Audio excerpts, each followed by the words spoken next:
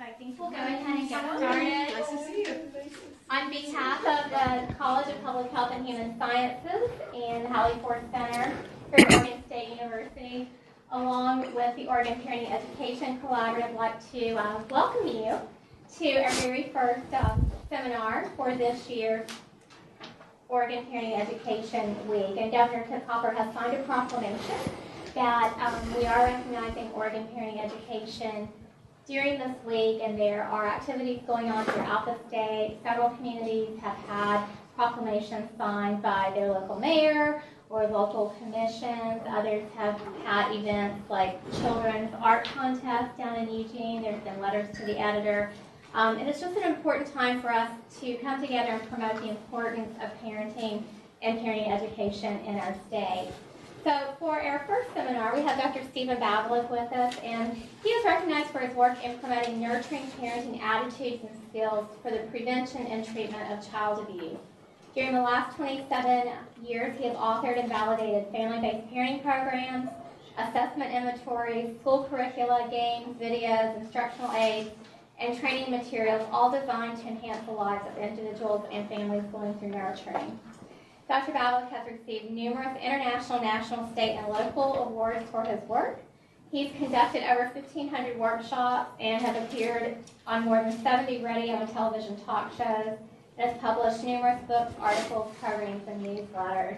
And a lot of work has been going on recently here in Oregon with his program, and we also have representatives from the Coos and Curry counties who are implementing a nurturing parenting and nurturing communities philosophy. So, Dr. Bavolek, welcome. Thank you. Thank you. Thank you. Very nice. Thank you. Yay for us. Very nice. Very nice. So, and this is the first one this year. Well, there you go. This is kind of cool. Well, for the next 40 minutes or so, 45 minutes, we're going to focus on a wonderful, exciting kind of project we have going down in Coos Curry counties. A little bit of history over here. About 2 years ago, I was invited up to your area to do a presentation on nurturing parenting. It turned out there was actually two presentations. So the first one was up in this area, and the second one was down in Coos Bay. And at the time, I was meeting Cathy Barber, who was on the phone, and we were talking, and I got to realize there's a lot of talking on this phone that we have similar issues and similar ideas.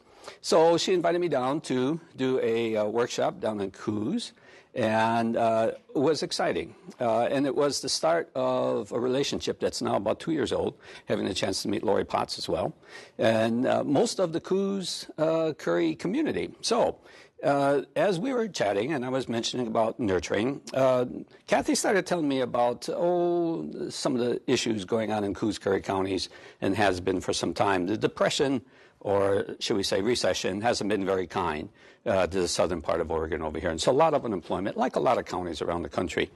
So what I'd like to share with you today is the venture that we have going over here to instill nurturing parenting, not only as a parenting program, but nurturing as a philosophy throughout the entire community.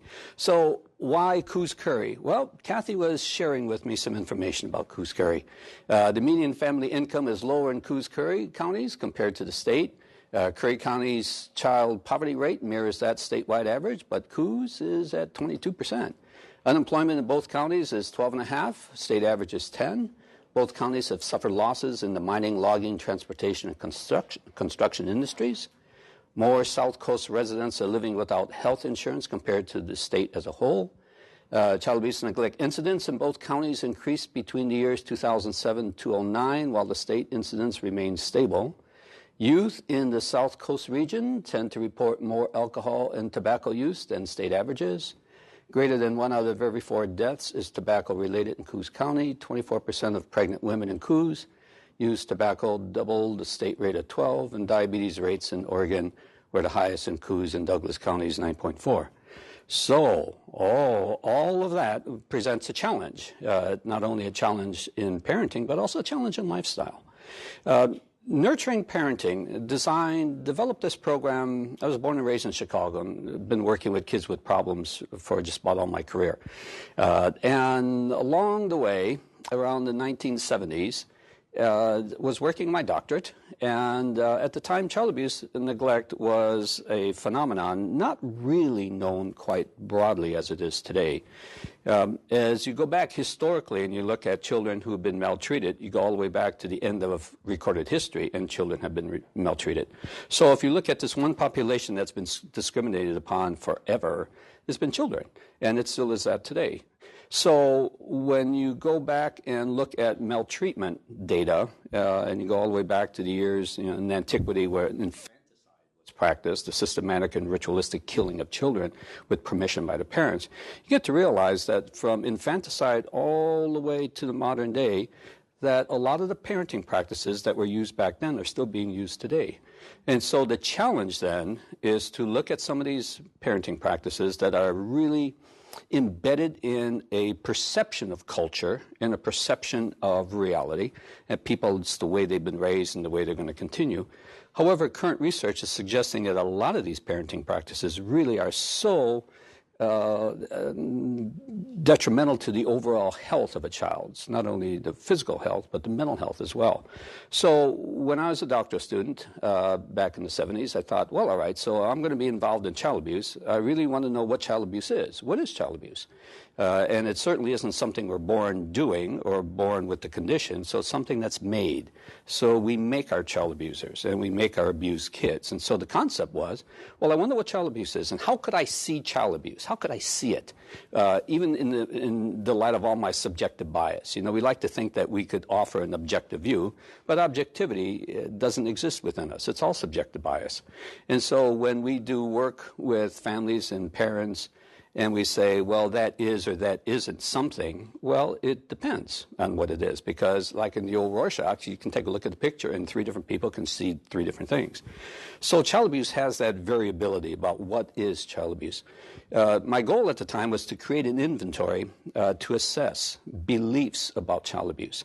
And so the goal was, if I had a pre-parent population, and I gave them an inventory, and that this inventory represented the known behaviors of maltreatment, that people who would agree that these behaviors would be suitable for them as parents would increase their risk quite nicely, or quite horribly, I guess, knowing that if you were to have a baby right now, based on the beliefs that you have about raising kids, you'd have a lot of difficulty with them.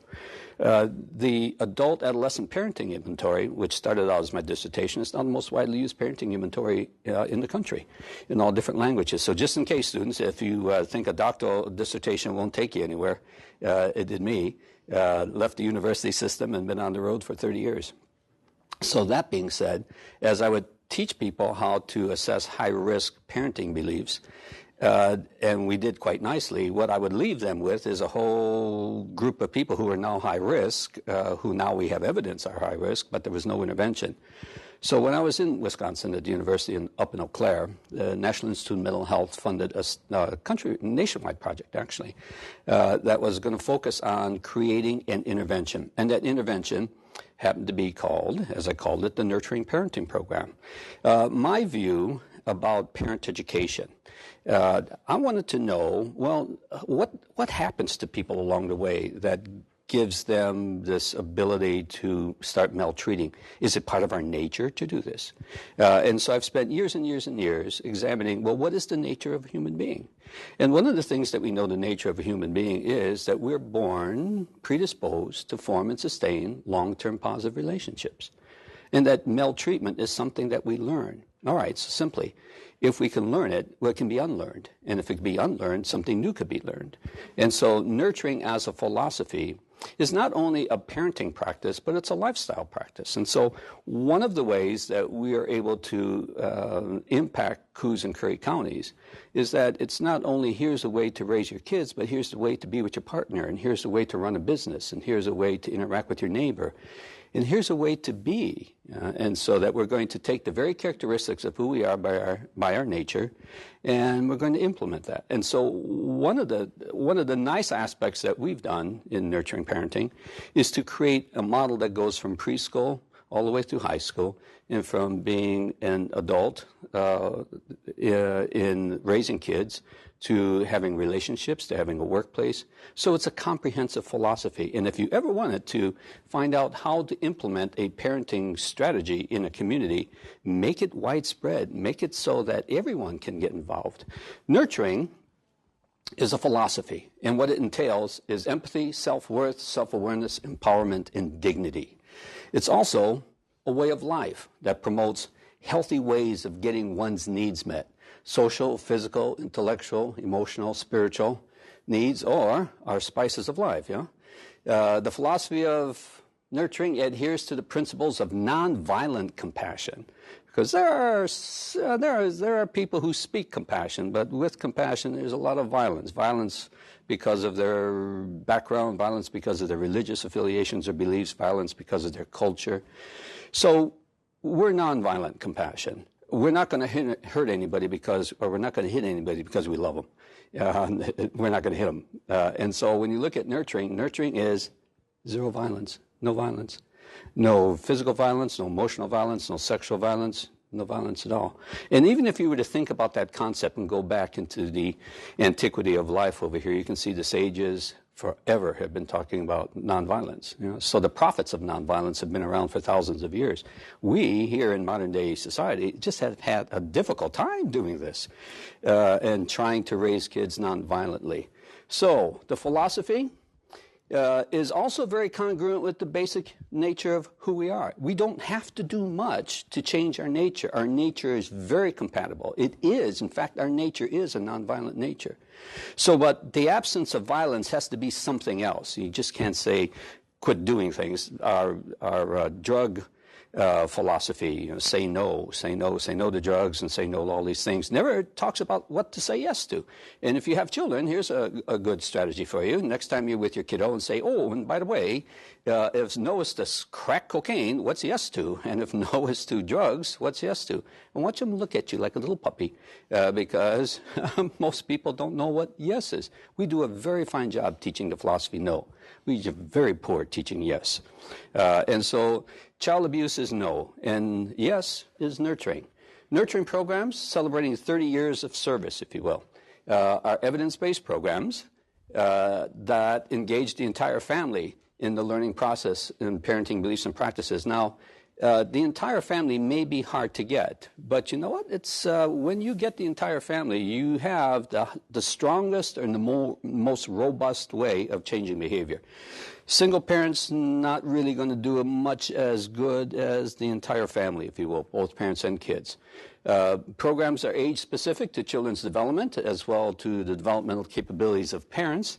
Programs are founded on respecting families' cultural uniquenesses while adhering to the basic tenets of the philosophy.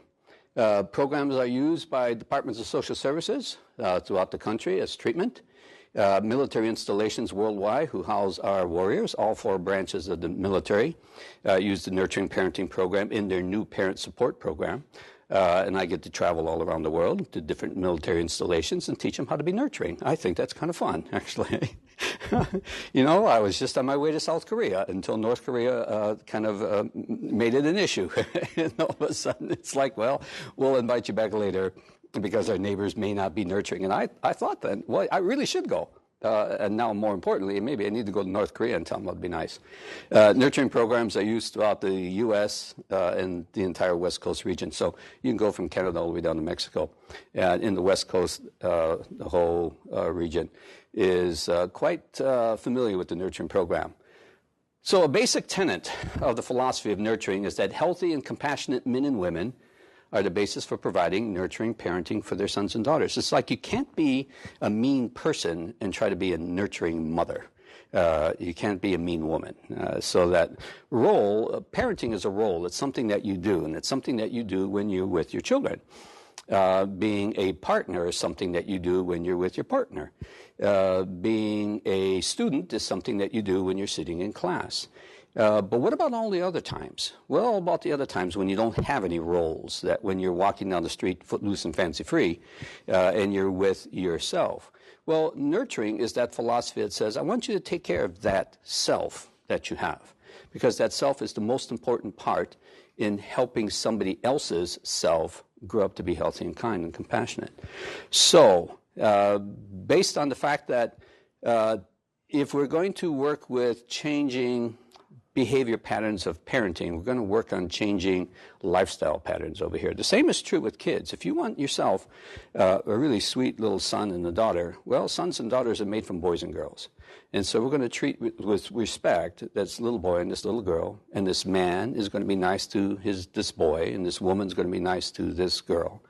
And in a collaborative, they're going to be husband and wife, or mothers and fathers being nice to their sons and daughters. That's the way it works. And so one of the attractions of the Nurturing Parenting Program is that you literally can't take the philosophy of nurturing and employ it into any placement. It could be a residential placement, it could be a prison, it could be with the military, it could be in businesses, it could be in schools. And so the widespread, think of it as an accordion, and you can really stretch this philosophy because it applies everywhere. There's not a place that it doesn't apply, because nurturing is who we are as human beings. So any place that you can find a congregation of the species called human, nurturing is there. Right? You may not see it right away. So here's what we decided to do. Cathy and Laurie and I, and you'll get a chance to meet Cathy and Laurie a little bit, we decided we were going to try this initiative, and we were going to go down to Coos Curry County. We started in Coos County, saying, all right, so we've got ourselves some strategies, or we got ourselves some roadblocks into nurturing over here, and it's kind of a tough place because of the economy and all that, all right? People are generally very nice. The conditions, though, aren't always most favorable for nurturing. So we decided we were going to have an initiative. We were going to have a philosophy. And I mentioned to my colleagues, geez, this is such a pretty place. This is certainly nurturing all around. And so why don't we create a philosophy of nurturing in the community? It hasn't been done anywhere else. And Cathy and Laurie were very open to exploring this. And so we started the ball rolling over here. So we came up with an initiative. And the initiative is Cultivating a Community-Wide Culture of Nurturing Along the Southern Oregon Coast. Sweet, sweet, sweet. Cultivating a culture of nurturing. How sweet can that be, right? And now by cultivating something, you're actually promoting it. You're promoting its growth.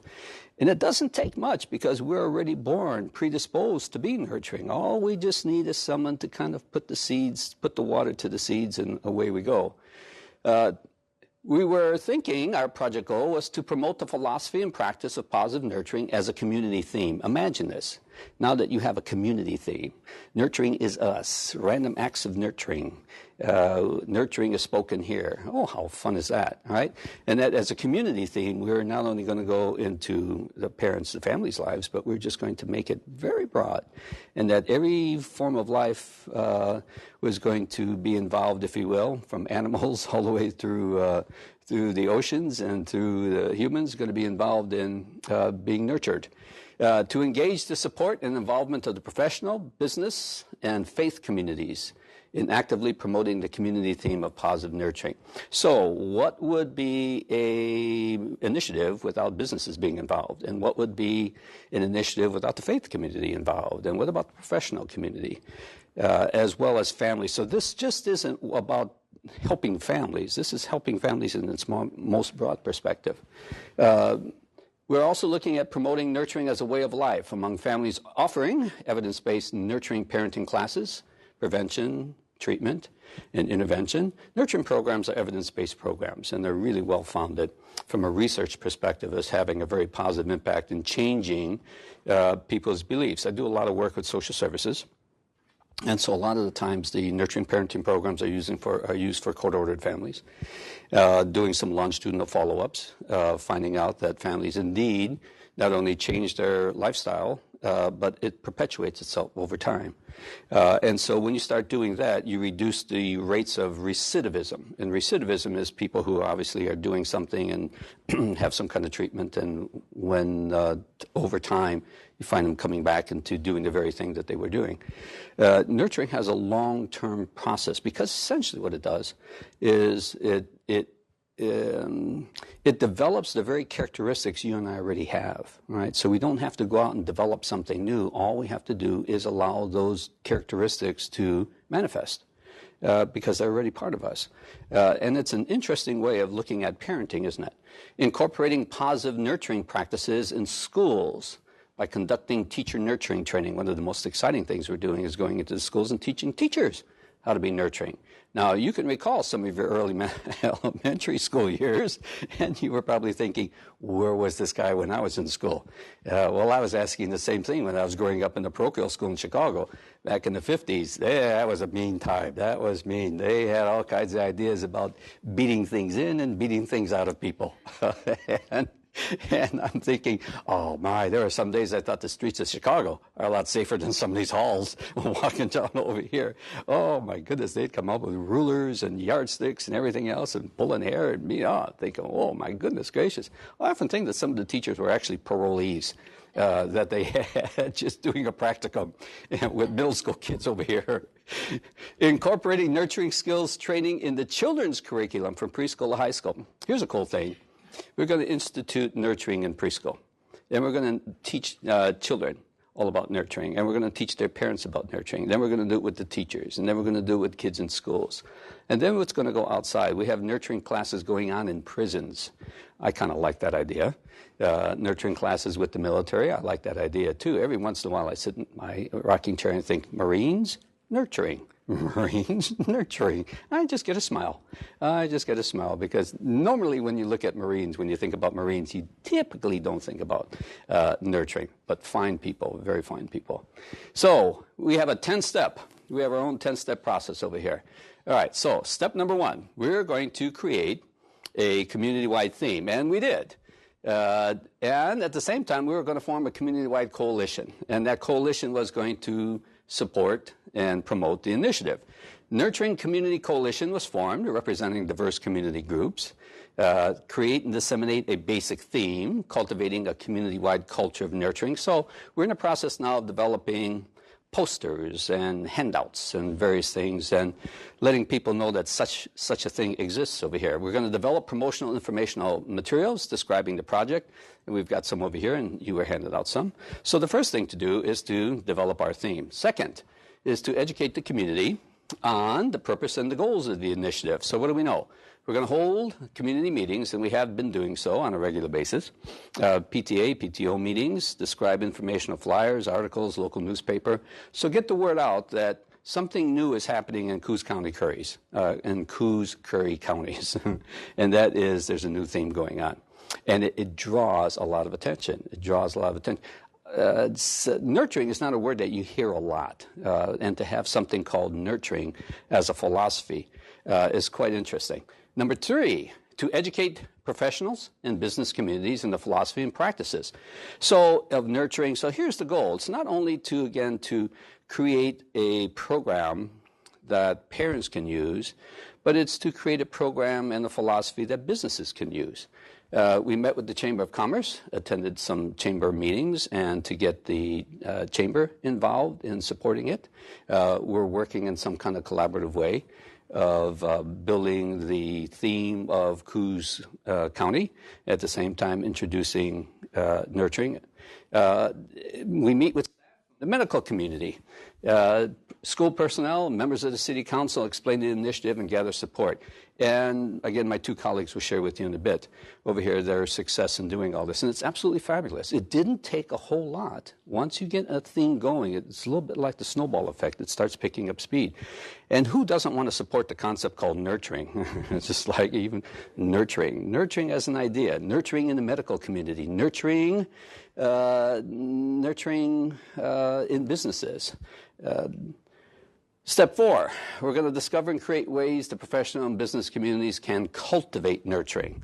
One thing to do is to meet with businesses and provide some brown bag. We met with medical staff, one of the hospitals there over lunchtime, and introduced what the whole idea was. Had one of the doctors, instrumental one, really wanted to know, we just not only don't want to present like nurturing to our clients over here, our patients, but we want to learn how nurturing can go on into the community here. How can we be a more nurturing staff to each other in the medical community? Brainstorm ways nurturing can be promoted through their businesses. An example, I'm not sure it was the dentist here that I read about it, was one of the dentists had a little dog that he brought to his office. And so that the little dog could sit on children who are quite frightened by dentists. So you can have a little dog sitting on their lap and they can pet the dog while the dentist was drilling. And I thought, how incredibly fun would that be?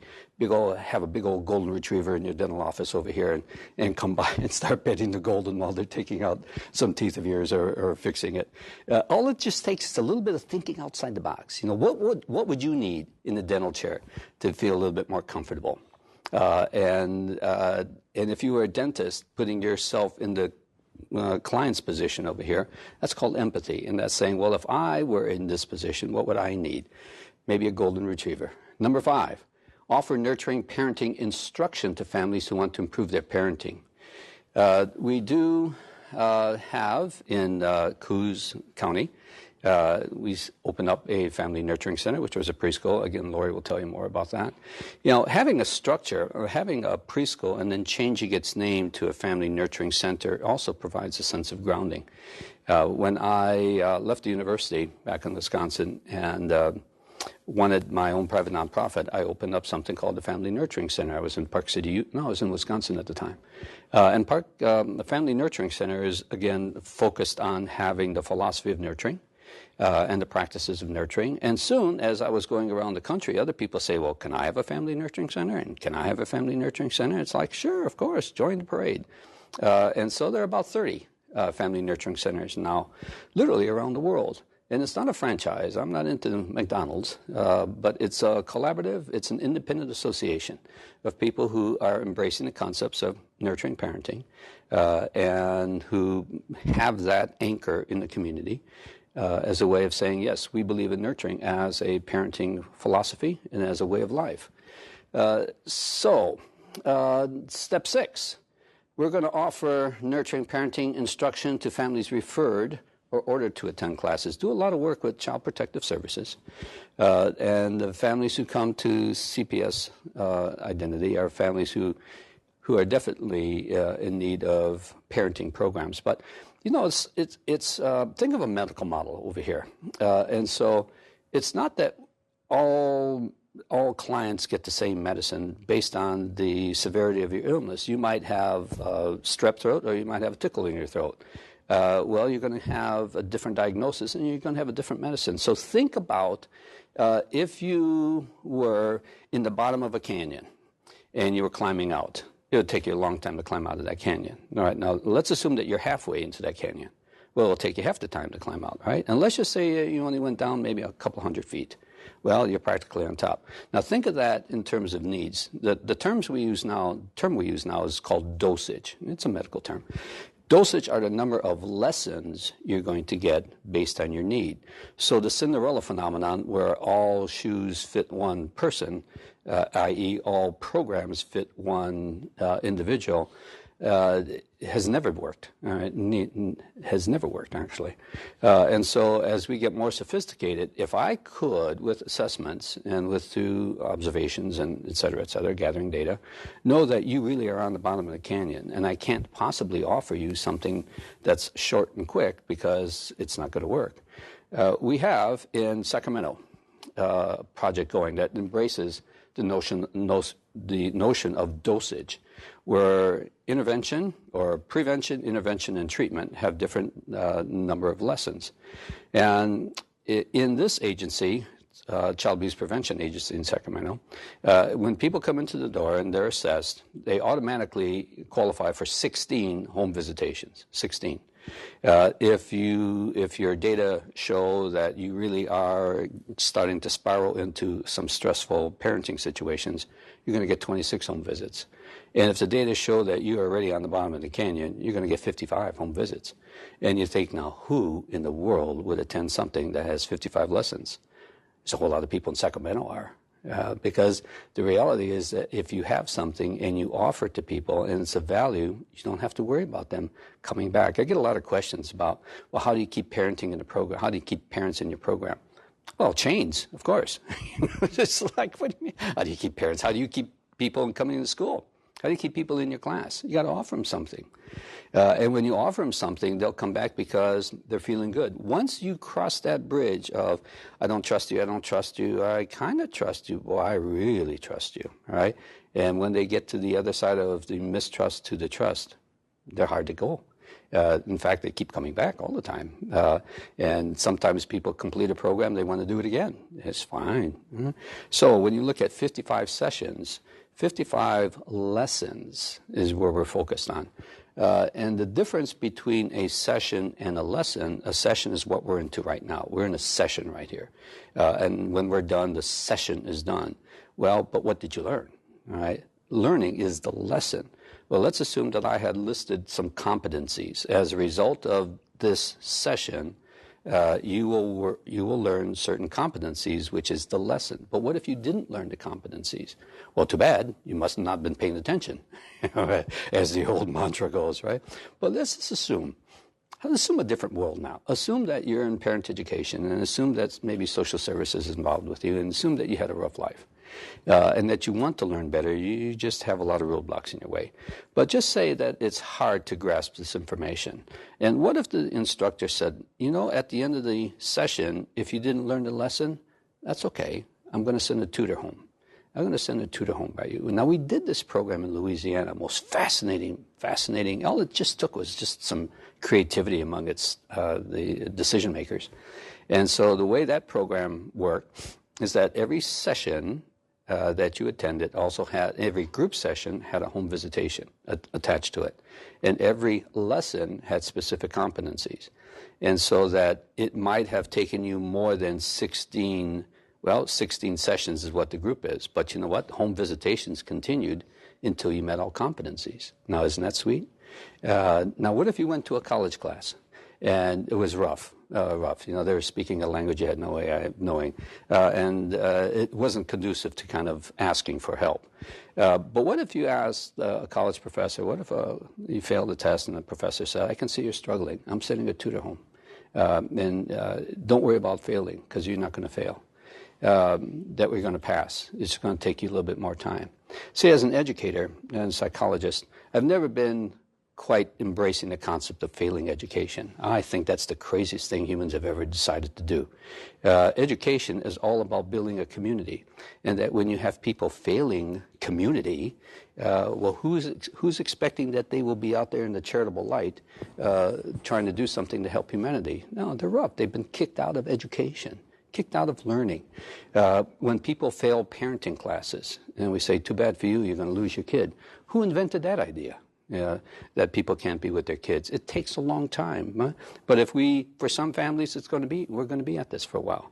Learning styles are quite different. How did you know that student didn't have dyslexia and was struggling with it but didn't tell you because she was too embarrassed to tell you that really she has a learning disability and she didn't want to be singled out in the class and didn't want a 501 plan and all this kind of business. She just wanted to do it like normal kids. Yeah, well, like normal kids, but she failed.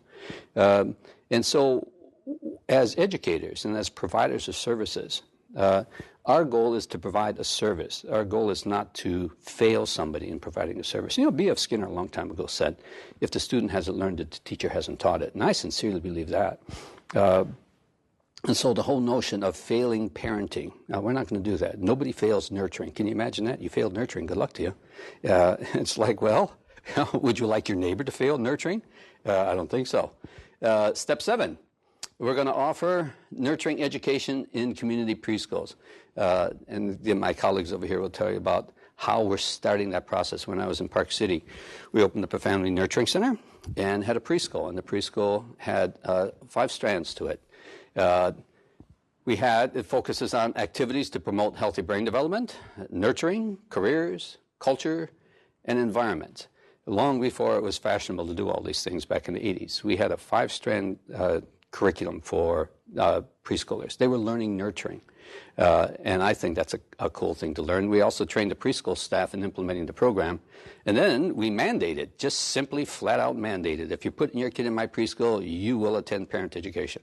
And if not, there's a nice preschool down the road over there, Miss Billy's by the gas station. You can take your kid over there. And because we just mandated it, we had a single parent say, I'm not doing this, not a single one. Right? And it's fascinating when you just say, look, you don't have an option. You want to put your kid in the best preschool in the state, you have to attend the parenting program as well. Step 8, implement a K12 Nurturing Curriculum. Now, back in my day, my fantasy was, all right, so education. We're going to create a K12 curriculum, and every day you're going to get 20 minutes of nurturing in elementary school. And the longer you stay in middle school, you're going to get nurturing as a class. Nurturing 101, 102, and 103. And then as a senior high, you're going to get 201 and 203, and there'll be a class, and there'll be competencies. And the whole notion that you can teach nurturing and skills, of course you can teach nurturing and skills. The key is making sure you have nurturing teachers, who want to teach nurturing. So in Coos Curry, we now have, we're experimenting. Well, we're actually implementing our K12 curriculum, K3, 4-7, and we do it during circle time. I had an interesting email from a teacher as she's starting to teach nurturing as a concept in circle time, talking about empathy and feelings, et cetera, et cetera. So this teacher who wrote me an email saying, Dear Dr. Bavolek, just wanted you to know that I was absent last week, and we had a substitute teacher come in, and the kids were really rough on the substitute teacher. So what's new? That hasn't changed over the years, right? You're not my real teacher. And so the kids weren't very nice to the substitute teacher. And she said, when I came back, normally I would have cut their recess, lost their privileges, and they would have been grounded until hell melts, right? Or until freezes. And she said, we didn't do it this time. Instead, we held our circle. And we said, all right, so you were mean to the substitute teacher. How are you going to handle this now? What should we do? And they brainstormed what they needed to do. And what they needed to do was an act of empathy, which was they were going to each one write a letter of apology to the substitute teacher. To which they did, and only 2 didn't. They took it overnight, and only 2 didn't bring it back the next day. But everyone gave a letter of apology. Substitute teacher, and the teacher said, "I would never have guessed that would have been something that we could actually work out in class." And so, when you empower students, nurturing is very empowering. See, and so it's having teachers believe that you don't have to have the rod.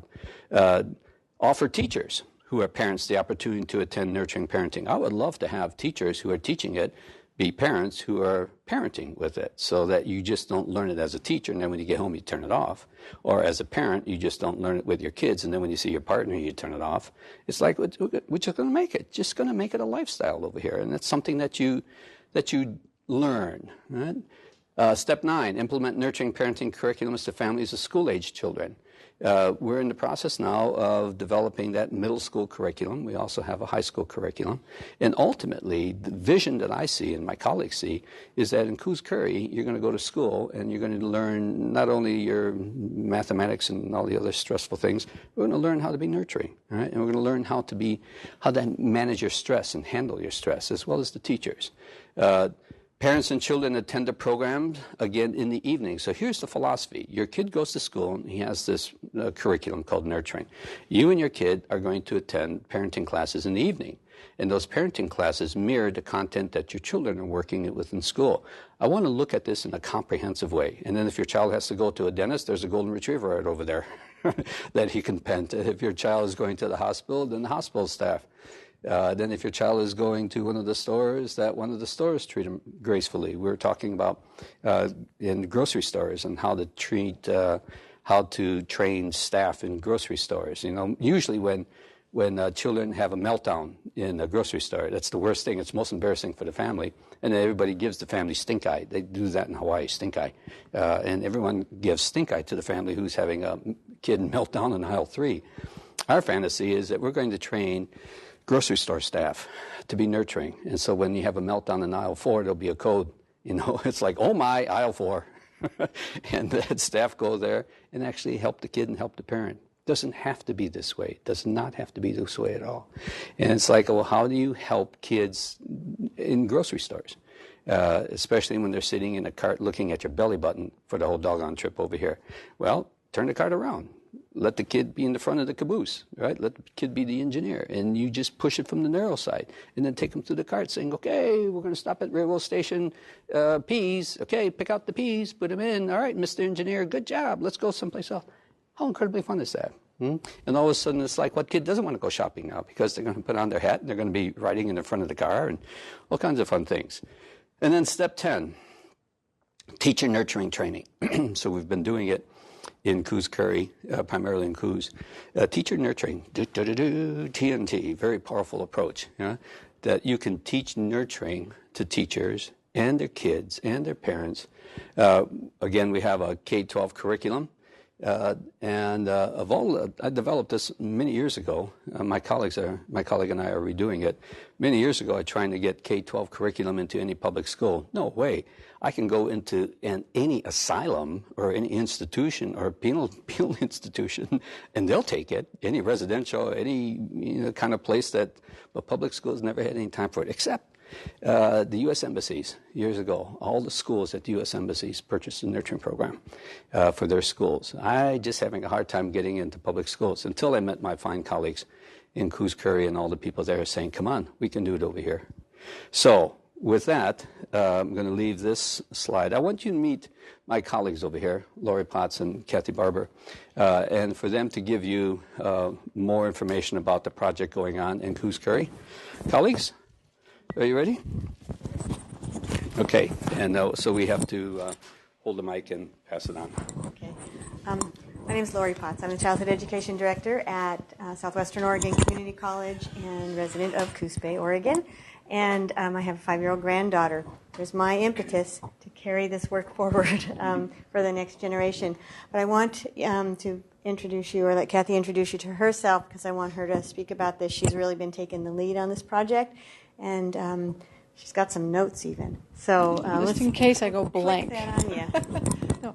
Well, actually, one thing, you want to talk about the preschool curriculum? Because that's your... I can talk about that. Okay. Yeah. So before I pass it on, I'll stand over here away from the light. The preschool curriculum that Dr. Bavolek was speaking about is, like he said, when it was written, it was like, wow, this is something new, more than letters and numbers, and really talking about nurturing and life and community. So we have one of our teachers, our lead teacher at our Family Center, Nurturing Center preschool classroom, is going to work with that, with Dr. Bavolek, and do a kind of update, rewrite type of work on it.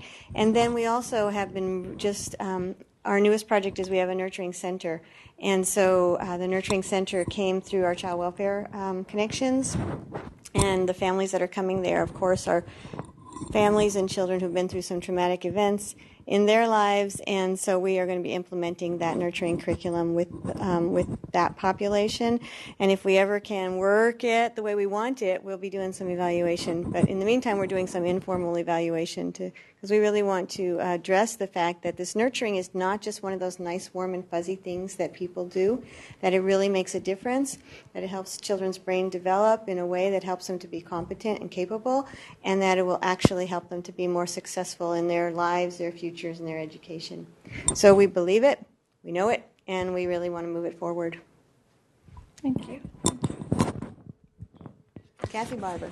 Okay, and I work with the parenting programs at Southwestern Oregon Community College, and one of the things I just wanted to talk about is how did this get started? And it's interesting, Dr. B talked about, he came to town to train parenting educators, but what also happened was that we had a community presentation where we had some school superintendents, some school principals, and they kind of got excited about this. And so the next time that Dr. B came to do some other training, we invited school folks to come. I set up a room at the college with 25 chairs and 25 sets of handouts, and 69 people came. And we had to open up a wall, and we spent 15 minutes dragging in tables and chairs. And at the end of that session, Dr. Bavolek looked at the group and said, I haven't been with a group as excited about this material, not a school group like you are. He said, you've got sparkles in your eyes and you're asking questions. And he said, if you want to, and he went on and said what he said to you, that I have this nurturing curriculum that I've trained people in all the American embassy schools to use, but I've never done it in the United States, but I would come back here and train some of your folks. And what ended up happening is the following fall, last October, we had 69 or so school personnel, teachers and principals and other support staff came and did 2 full days of nurturing parenting training and, nurturing skills for teachers. And we have a pilot school that's piloting the nurturing skills in kindergarten, 1st grade, and 5th grade right now. And then we're waiting to see where we're going to go from there. So as we were waiting for this fall training to come with the school teachers, one of the superintendents and I were talking and saying, there's this one thing that Dr. Bavolek said that keeps catching everyone's mind. And what happened was he said to a group that you live in the most beautiful place. You live in this physically beautiful place. What if your social environment was this beautiful?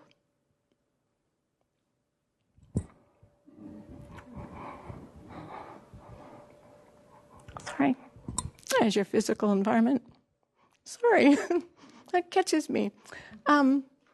What happened was at Southwestern Oregon Community College, we've been working on parenting for 12 years, and we've made a lot of progress thanks to the foundations that support parenting and the Hallie Ford Center and the folks at OSU. And we did get a lot of success, but there was still a lot of the community that were kind of like, well, we have a lot of parents and a lot of problems in our community, and we'd say, well, parenting. They'd say, oh, but yeah, we have problems. We don't want to know about parenting. But somehow when we started talking about making our social environment as beautiful as our physical environment, and when we talked about, I'm not the one to speak. When we talked about bringing this to the community, and when we came up with the concept of cultivating a culture of nurturing in Coos County, all of a sudden people were excited and people could see that vision, and that has changed everything is what happened. And one of the school superintendent that originally had the idea with me, she said, let's call it Changing the Possibilities. And so we made these flyers that said, creating a culture of nurturing in Coos County, changing the possibilities. And we had a little meeting of 23 people. This was the co-founders of this group. And we just told people kind of what I told you and a little bit of what Dr. Bavolek said. And people said, okay, well, we have to invite more people. And we said, so who are we inviting them from? If we're writing an invitation, and in 1 minute they said, we'll be the Nurturing Community Coalition. And we left that day and went out and invited other people. And the next time there were 60 people. And then in October when Dr. Bavolek came, we had a meeting with that group, and we had well over 60 people. And since then, we've held community meetings just to kind of explain where we're going. And we've had 198 people. And it was interesting to me because we've reached the communities that we weren't able to reach before, just talking about parenting.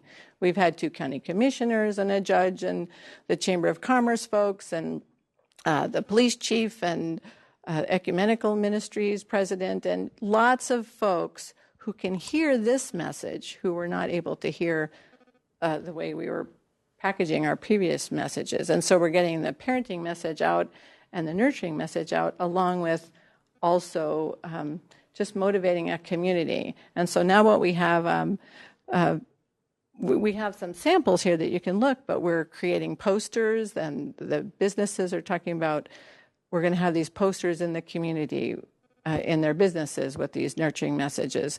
We have the pilot school. We're about to write a little grant proposal for some technical assistance to figure out where to go next, because what we realize is that we were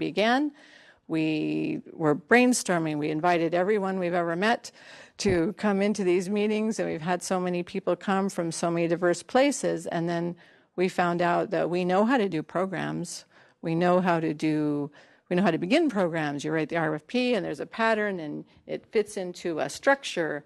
But to create something that we're just creating from scratch, a grassroots organization, we need some technical assistance. And so we're going there, and we have a woman we believe we can hire to facilitate that. And now we're in the process of, we've done the divergence, and now we need to converge and focus our efforts and decide, well, exactly what will the projects be. And one of the things that I did hand out to everyone here is that the initial thing we've done are these community pledges. And it says, we pledge to make our community a better place by. And the premise of this is that everyone will decide what they want to do.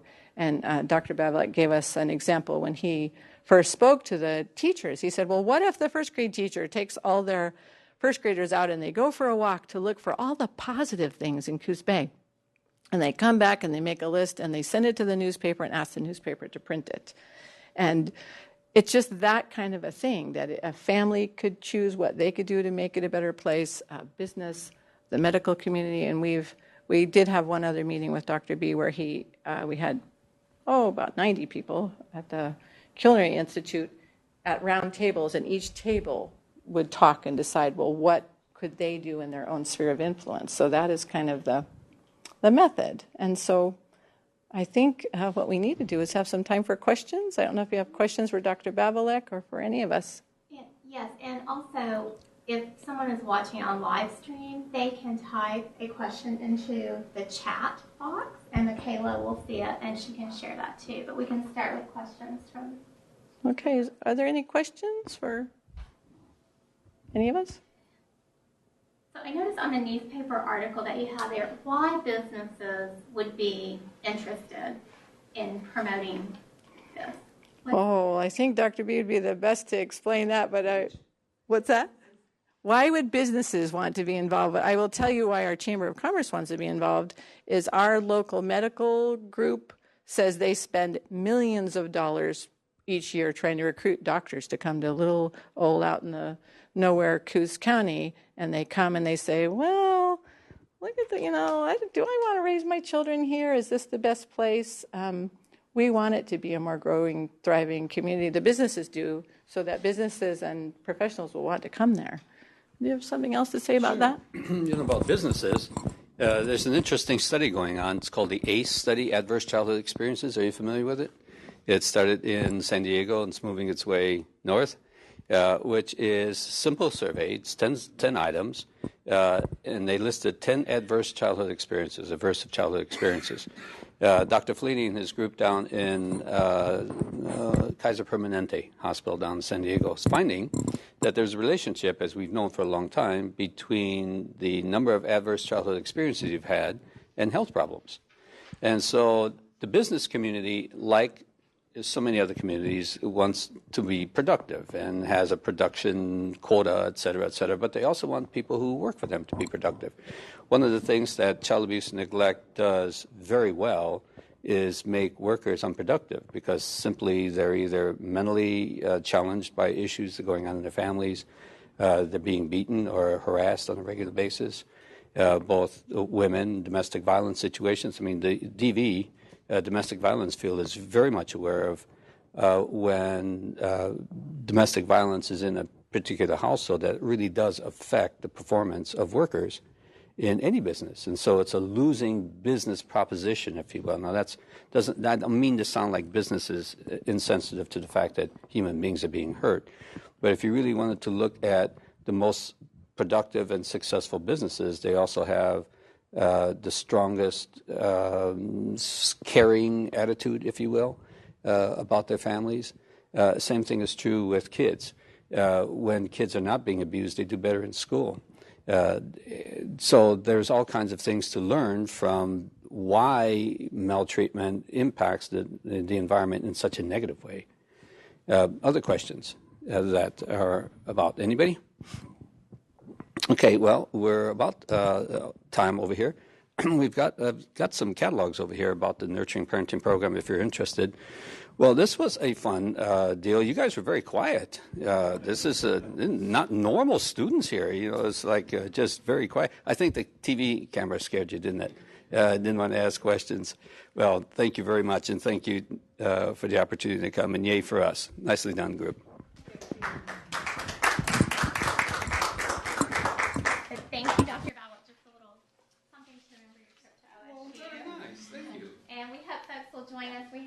another presentation tomorrow at 2 p.m. Dr. Catherine Pearce will be talking about parenting education, how it relates to school readiness. And then on Thursday at 10 a.m., Rick Sutterson, our director of the Hallie Ford Center, and Dr. David Kerr will be talking about fatherhood and father involvement. So, Very nice. Thank you.